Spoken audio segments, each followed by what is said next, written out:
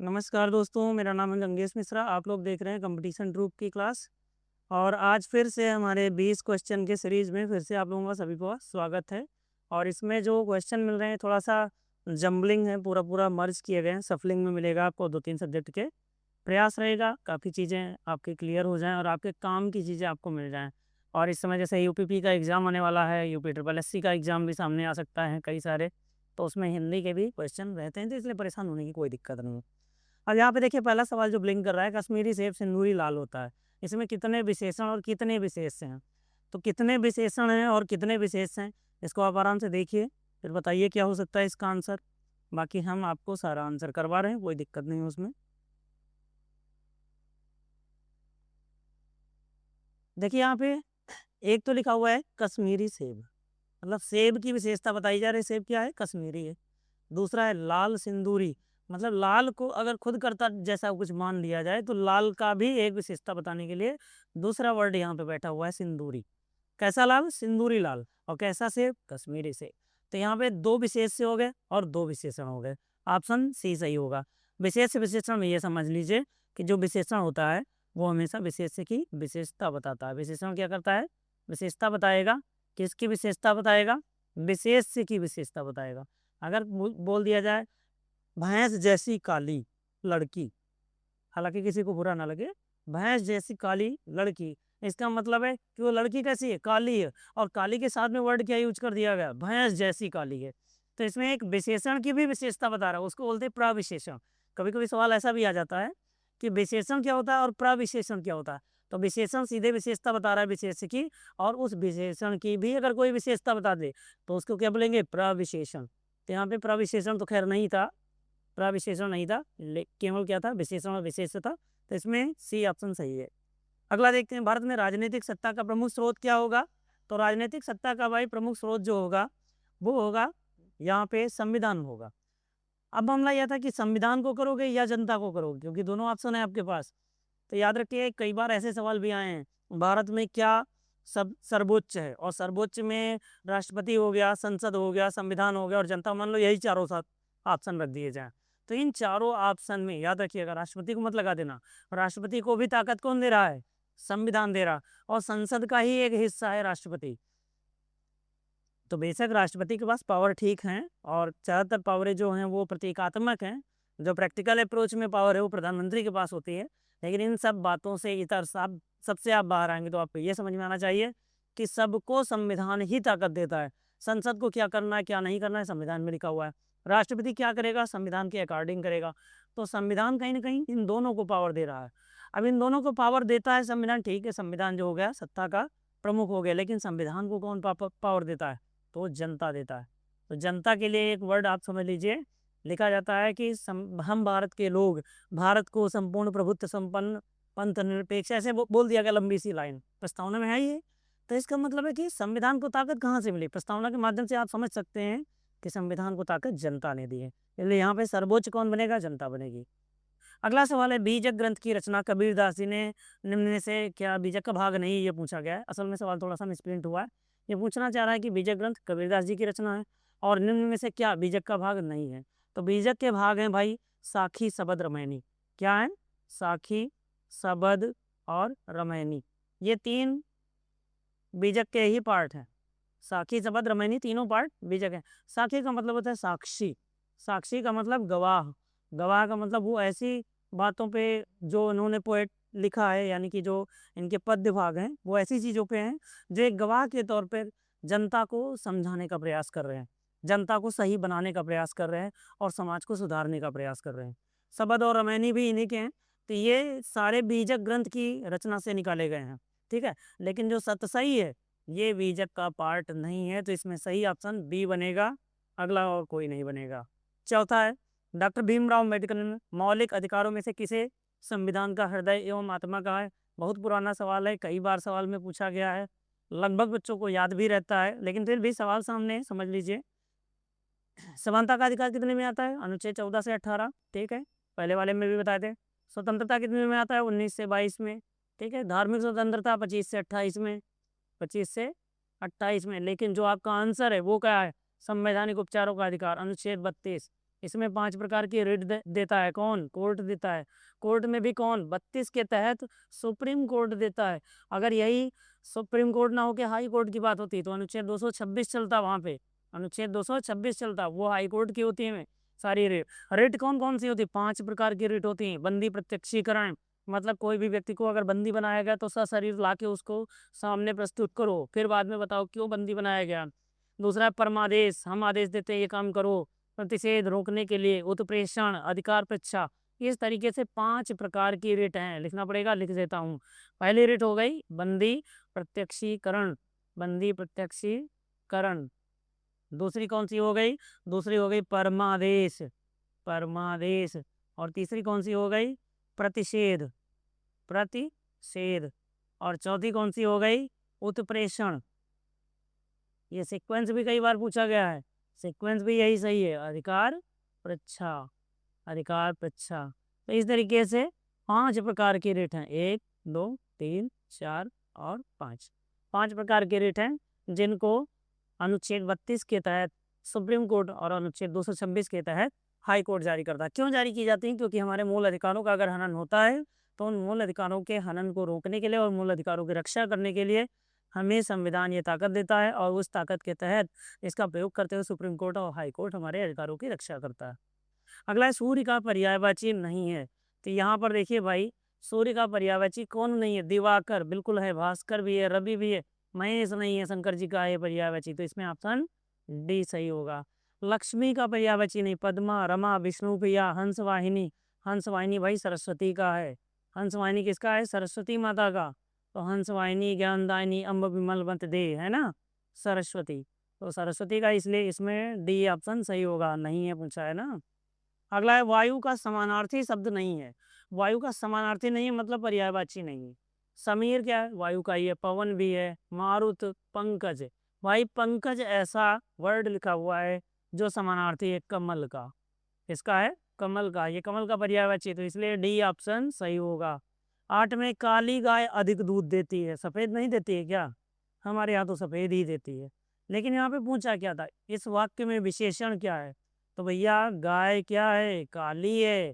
गाय की विशेषता क्या हुई? काली है। गाय क्या है? विशेष है, और इसका विशेषण यानी कि विशेषता बताने वाला शब्द काली, ये लिखा गया। अब इसमें देखो, ये ऑप्शन जो है सी है, इसमें काली है।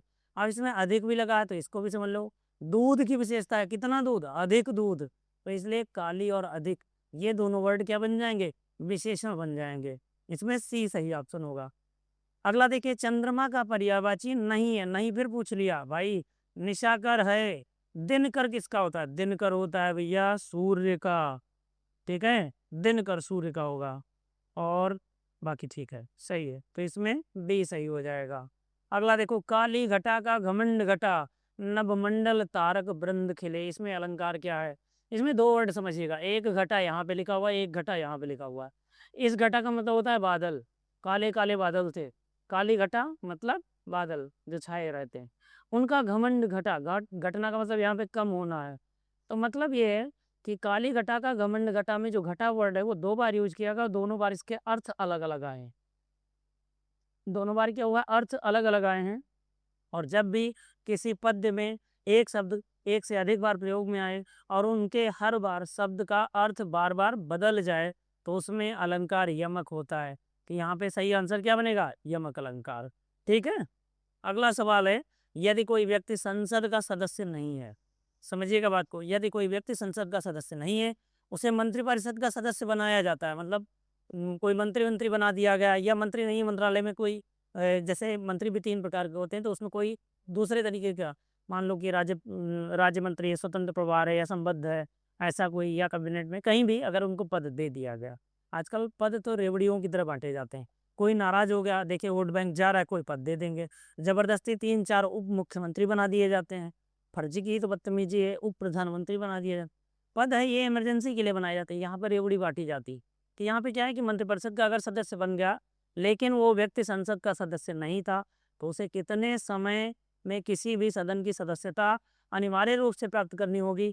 तो याद रखिएगा, इसके लिए आंसर आपको हमेशा के लिए याद रखना है 6 माह। 6 माह के अंदर कहीं ना कहीं से वो इलेक्शन लड़के जीत के आएगा। कई बार ऐसा हुआ है, मनमोहन सिंह जी भी ऐसा हुआ कि बन गए, फिर बाद में उनके पास सदस्यता नहीं थी, उन्होंने चुनाव जीता और चुनाव जीतने के बाद आ गए। अब मामला ये आता है कि कभी-कभी कोई ऐसा नेता होता है जिसको कोई नहीं जानता, अगर अचानक खड़ा कर तो हो सकता है जीतने के भी चांसेस कम हो। तो जो पार्टी सरकार बनाने वाली होती है, वो पार्टी अपने ऐसे क्षेत्र से उसको लड़वा देगी जहाँ से वो हमेशा जीतती है। जैसे कांग्रेस है, रायबरेली से हमेशा जीतती, किसी को भी खड़ा कर दे जीत जाएगी।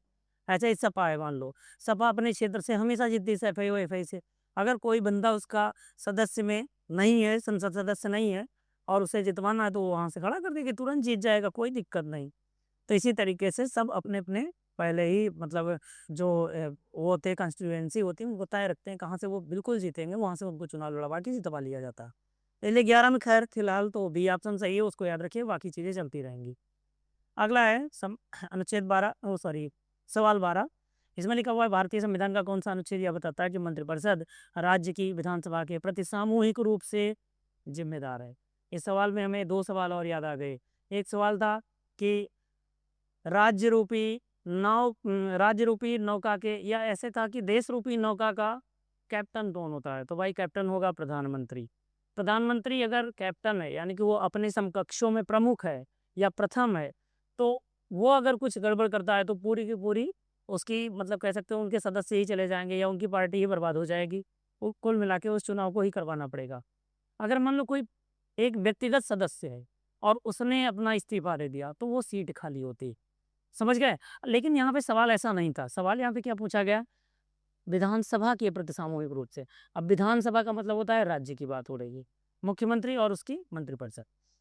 अगर मंत्रिपरिषद में कोई भी सदस्य कुछ भी कह रहा हो, उसका व्यक्तिगत तौर से कुछ भी निर्णय आ रहा हो, लेकिन मुख्यमंत्री ने अगर किसी मुद्दे पे बात कर दी है तो सारे मंत्रिपरिषद के सदस्य भी उसी का ही पक्ष लेंगे, वो कहीं और नहीं जा सकते। दूसरी चीज़, अगर कुछ ऐसा गड़बड़ करते हैं तो पूरी-पूरी मंत्रिपरिषद एक साथ धराशायी हो जाएगी और ऐसी बातों को कहाँ लिखा गया है? 164 के 2 सब क्लास में, ठीक है?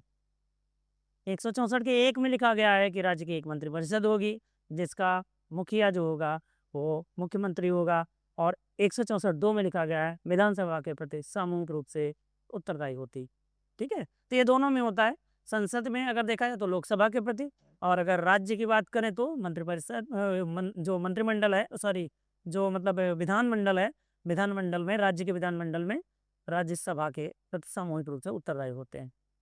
अगला है लोकसभा में यदि अध्यक्ष और उपाध्यक्ष दोनों किसी बैठक के लिए उपलब्ध नहीं है, ठीक है?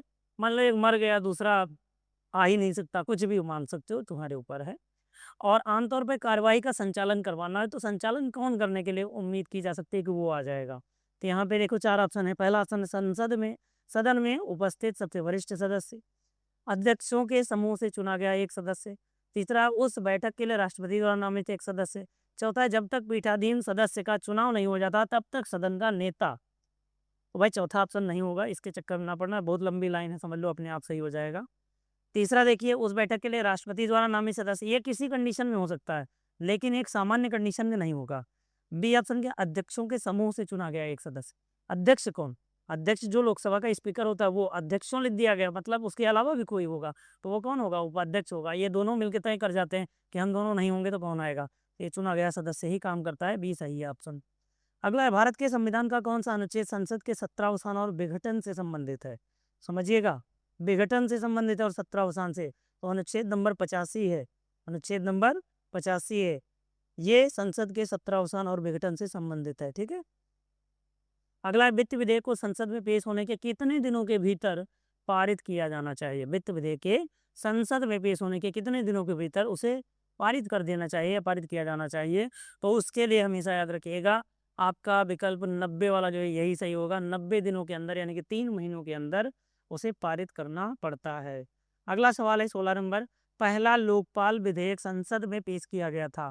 भाई कब पेश किया गया था? कब पेश किया गया था? तो इसे आप लोग बताइए। क्वेश्चन नंबर 16 में जो आंसर आएगा वो सी आएगा, 1968। ठीक है? पहली बार जो लोकपाल विधेयक पास किया गया था, मतलब पेश किया गया था, पास नहीं, पेश किया गया था 1968 में। बाकी लोकपाल के लिए कितना बवाल हुआ, अन्ना हजारे बैठ गए, उसी टाइम पे एक नया केस भी हो गया था दिल्ली में, निर्भया हत्याकांड वाला भी, जिसमें रेप के बाद में वो बेचारी की मौत हो गई थी। तो ये सब 2011 के आसपास में घटनाएं घटी इसी लोकपाल को लेकर, बाद में बहुत चर्चा में आ गया। 1968 में जब पेश किया गया होगा तो उसके बाद में ज़्यादा चर्चा में नहीं था। स्पेशली अगर चर्चा में देखा जाए तो 11-12 में दिखाई देता है। लेकिन आपका जो विकल्प है वो सी सही है, ठीक है। अगला है क्वेश्चन नंबर 17, निम्न में से कौन से प्रधानमंत्री को पाकिस्तान का सर्वोच्च नागरिक सम्मान मिला था? भाई मैं बताऊंगा, आप कंफ्यूज हो जाएंगे, आपको लगता भी नहीं होगा उसको मिला है। मोरारजी भाई देसाई। मोरारजी भाई देसाई को पाकिस्तान का सर्वोच्च नागरिक सम्मान मिला था, ठीक है। और साथ ही साथ मैं बता दूं, मैं किसी को व्यक्तिगत टिप्पणी नहीं करूंगा, लेकिन मोरारजी देसाई को एक बार आप अपनी तरफ से इनकी पूरी कुंडली पढ़ लेना, शायद आपको अच्छे या बुरे लगने के लिए कुछ ऑप्शन मिल जाए, उस हिसाब से आप बैलेंस सोच लेना। आगे बढ़ते हैं। 18 नंबर सवाल है, भारतीय संविधान में निम्न में से कौन सी नागरिकता प्रदान की गई है? यहाँ पे देखो ऑप्शन है दोहरी नागरिकता, एकल नागरिकता, दोनों नागरिकता, ऐसा कुछ। तो भाई समझ लो, एकल नागरिकता हमारे यहाँ है। भारत का नागरिक जो होगा वो भारत का नागरिक होगा, किसी देश ये सॉरी किसी राज्य या किसी जिले का नहीं होगा। और दूसरी चीज मैं बता दूं, भारत में जो एकल नागरिकता दी गई है वो संपूर्ण भारत पे किसी भी राज्य का बंदा होगा उसको हमेशा भारत की ही नागरिकता मिलेगी। लेकिन सपो बगल में जो दोहरी नागरिकता दिखा गया है ये भी कुछ देशों में है, जैसे कि अमेरिका। अमेरिका का नागरिक जो होता है, अमेरिका का नागरिक यूनाइटेड स्टेट ऑफ अमेरिका का तो है ही है, सॉरी इसे हटा दे, यूनाइटेड स्टेट ऑफ अमेरिका तो है ही है, साथ ही साथ उस पर्टिकुलर स्टेट का भी वो नागरिक बनता है। तो इस तरीके से उसके बाद दो नागरिकताएं होती हैं। जैसे मान लो ओटावा का है तो ओटावा का भी नागरिक है, अमेरिका का भी है। लेकिन भारत में ऐसा नहीं है। कुछ दिनों पहले 370 के अकॉर्डिंग जम्मू कश्मीर में कुछ चीज़ें डिस्टर्ब थी, कुछ चीज़ें, सारी नहीं। लेकिन नागरिकता हमेशा एकल ही रही है भारत में और आगे भी एकल ही रहेगी। आगे देखते हैं, स्वतंत्र भारत के प्रथम प्रधानमंत्री कौन थे जो राज्यसभा के सदस्य भी थे? भाई राज्यसभा के भी सदस्य रहे हूँ। देखिए भाई 19 नंबर में इंदिरा गांधी सही। अच्छा, जो नए प्रधानमंत्री बने, जैसे अचानक कोई चेहरा जब दिया जाता है, याद रखिएगा अचानक आने वाले चेहरे को जल्दी जनता नहीं पचा पाती, इस वजह से जनता उसको जल्दी वोट नहीं करेगी, ये सभी जानते हैं। तो इसीलिए उसको राज्यसभा से या राज्य विधानमंडल से जिताया जाता है, क्योंकि उसमें जिताना आसान होता है। ऐसी कॉन्स्टिट्यूएंसी रख देंगे जहाँ पे वो जब हमेशा जीतते चले आ रहे हैं। और दूसरे इनमें डायरेक्ट जनता वोट भी नहीं करती, इसमें पढ़े लिखे लोग वोट करते हैं, इसमें कई चीज़ें और भी कॉलम होते हैं, तो उस तरीके से वो जीत जाती हैं। तो इंदिरा गांधी पहली बार जब जीती थी तो वो राज्यसभा की मेंबर थी और प्रधानमंत्री भी थी। मनमोहन सिंह भी राज्यसभा के ही मेंबर थे। तो इस तरीके से ये भी आपको याद रखना है। लेकिन पहला पूछा तो इंदिरा गांधी मनमोहन सिंह से पहले बनी है, तो ये ऑप्शन ज़्यादा सही है। बीच में आते हैं, उत्तर प्रदेश में विधि नियामक आयोग की स्थापना कब हुई? तो भाई उत्तर प्रदेश में विधि नियामक जो आयोग बना है वो 1998 में बना है। अगर एग्जैक्ट डेट पूछ ले तो याद रखिएगा 10 सितंबर 1998। विधि नियामक, नियामक का मतलब होता है कंट्रोलिंग बॉडी है, वो पूरी तरीके से रेगुलेटरी अथॉरिटी है, ठीक है। और विद्युत से संबंधित है। और एक आयोग अलग से कंप्लीट किया 98 में। तो इस तरीके से 20 क्वेश्चन समाप्त हो गए। आज की जो क्लास है हमारी वो यहीं पे विराम लेती है। Thank you so much, bye bye. आप लोग पढ़ते रहिए, प्रयास करूँगा कि हर दिन हमारा वीडियो आए। अभी कुछ कारणों से बीच में एक दिन गैप भी हुआ है, और अब हम बहुत जल्दी इस पे सब क्लासिफाई करते हुए अलग अलग एग्जाम को लेकर प्लेलिस्ट भी क्रिएट करवा देंगे बहुत जल्दी। बहुत तेज़ी के साथ काम हो रहा है, बहुत जल्दी।